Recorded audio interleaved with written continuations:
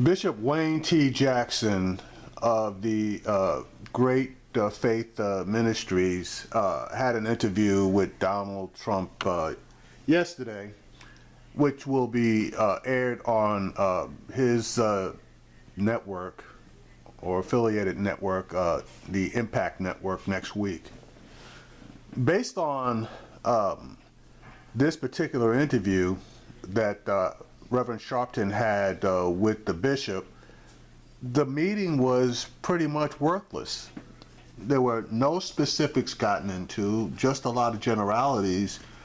The best thing that I can see that came from this meeting is the bishop, I guess, asking Donald Trump to sit down with other black media outlets, such as this one, because he indicated that he's not a politician, he's not a person who usually conducts interviews on the subjects that he's talking about, and he basically suggested to Trump that he actually sit down with people in black media that are more schooled than he is. So in my mind, that that interview was basically a photo op, and the speech that Trump gave was so scrubbed that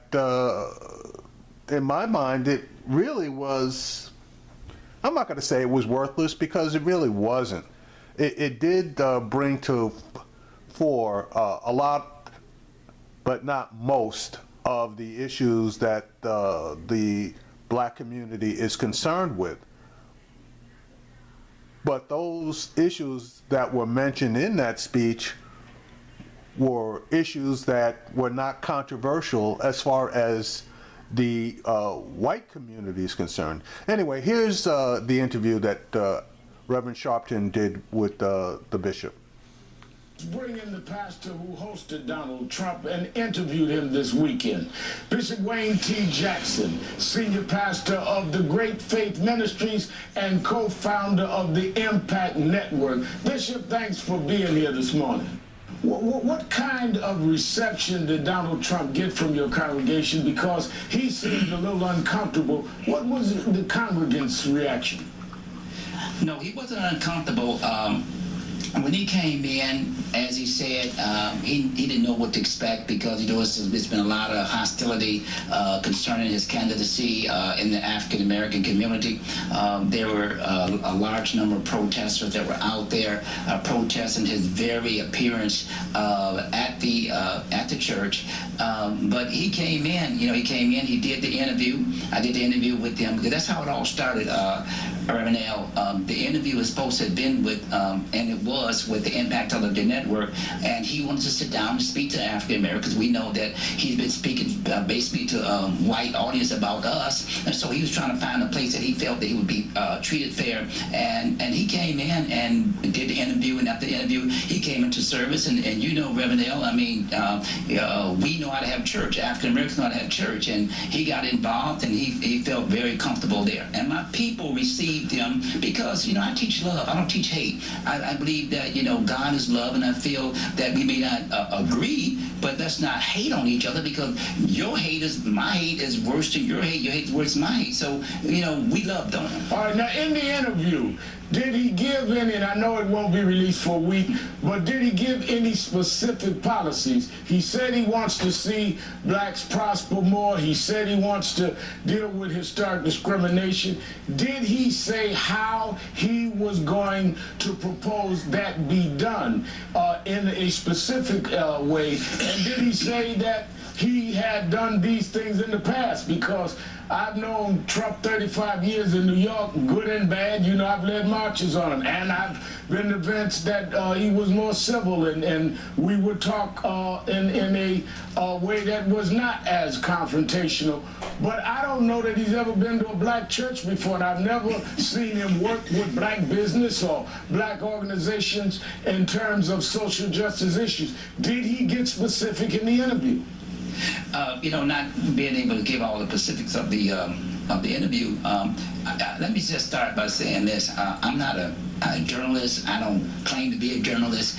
I wanted to sit down with him basically to talk about some key issues that I have concern with and a lot of African Americans have concern with, and that is, shooting of unarmed black males. It seems like that you have one side of the law that favors the white person who is charged, and the other one is on the other side of African Americans. And we can see clearly that we have seen African Americans, shot in the back, running, pursuing a police officer. These are things that's concerning me as a father of 9 children, grandfather of 19 grandchildren. When you look at what just happened the other day, a young white boy, he gets out of jail. He gets 6 months for raping a girl, right, unconscious girl, and he didn't do 6 months. I mean, come on. I came from the streets. I mean, I understand, law and all of that other stuff. And, it just is what frustrates people when you see he gets out of jail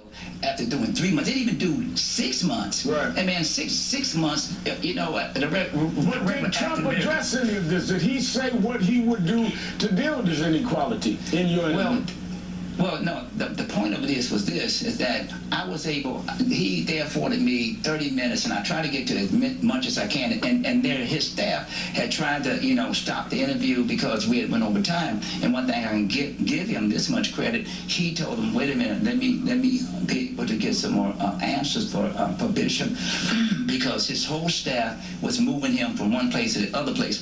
We did talk about things, but we didn't get into specific policies. Did he say he was going to continue talking to you or other blacks or people, yes, that are involved, and where they would get down to specifics? Yes, exactly.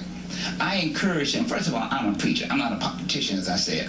I asked him if he would talk to Mark Morial, Urban League. I asked him if he talked to you. I said, these are men that you need to sit down and talk to them. I said, would you talk to Cornell Brooks, NAACP, and also Dr. Chavis of the National Newspaper Publishers Association. He said I would do that. So you all can talk to him about that. You more schooled, and you all more schooled than me. I just think that this is the first step. We have to talk. If we don't talk, then we're going to have that distance, and we need to sit down. Even Jesus said, he said, come, let us reason together. We need to reason together, because if we're going to live in this country, we're going to sit on the top. We do have to reason together, but we also have to repent. And did he repent of any of the ugly, venomous things that he's been saying?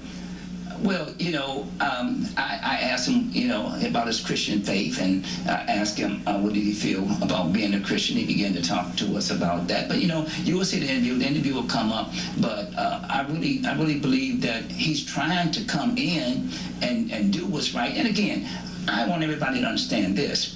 If you go in my office, you will see nothing but Democratic politicians on my wall, right, from Obama to Clinton to Gore to Senator Stabenow. No, you clearly have said this is not political, and I'm glad that you came as a head of the church and as the head of a network to make that clarification. I thank you for being here with us this morning, and I thank you for sharing with us, and we'll watch what he says to you when the interview airs on Impact. Thank you, Bishop. Well, I hope you sit down and talk with him, Reverend L, because you know how to drive things. It's going to be a different kind of conversation if he keeps his word, but we'll see. Thank you so much, Bishop. You're welcome. All right, so the only thing that I can say that positively came out of that interview, based on what he's saying now, the interview could show something, radically different, but based on what the bishop is saying, that was a totally non-confrontational interview with no specifics given.